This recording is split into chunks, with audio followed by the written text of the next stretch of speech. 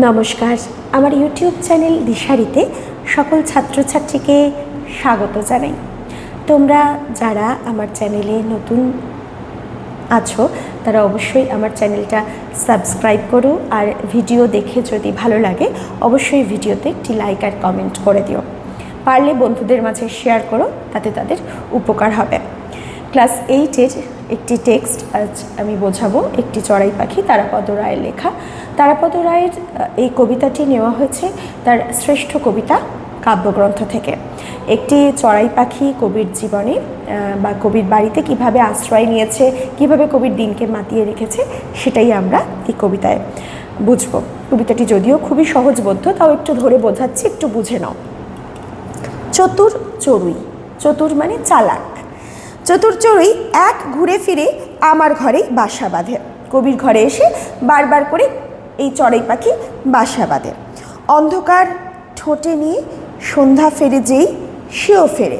যখন দিনের আলো শেষ হয়ে গিয়ে অন্ধকার নেমে আসে, চড়াই পাখি তখন কবির ঘরে ফিরে আসে। এ বাড়ির খড়কুটো, ও বাড়ির ধান ছড়ায় শব্দের টুকরো, ঘর জুড়ে কিচিমিচি গান। কবির ঘরে এদিকে ওদিকে খড়ের টুকরো পড়ে থাকে, আর চারদিকে শুধু চড়াই পাখির কিচিমিচি আওয়াজ শোনা যায়। কখনো সে কাছাকাছি, কৌতূহলী দুই চোখ মিলে অবাক দৃষ্টিতে দেখে। হয়তো ভাবে লোকটা চলে গেলে এই ঘর, জানলা, দৌড়, টেবিল, ফুলদানি, বই, খাতা এসব আমারই হবে, আমাকেই দেবেন বিধাতা। মানে কখনো কখনো কবির খুব কাছাকাছি চলে আসে চড়াই পাখি, খুব অবাক চোখ নিয়ে কবিকে দেখে, কবির ঘর দৌড় দেখে। আর কোন কোন জিনিসগুলোকে সে নিজের বলে ভাবতে শুরু করে?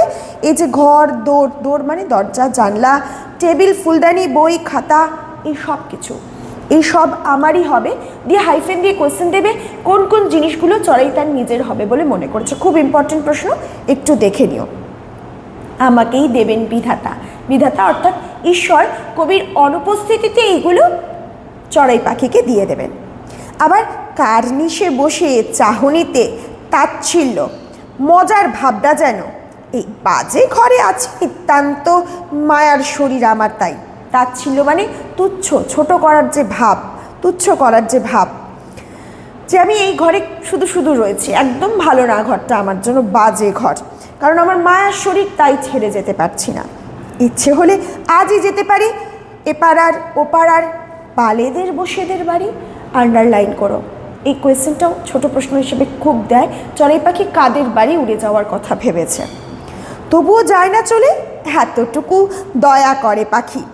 রাত্রির নির্জন ঘরে আমি আর চড়ুই একাকী, অর্থাৎ রাত্রের এই নির্জন ঘরে দুটো মাত্র প্রাণ থাকে, এক হচ্ছেন কবি একা, আর ওদিকে চড়াই পাখিও একা।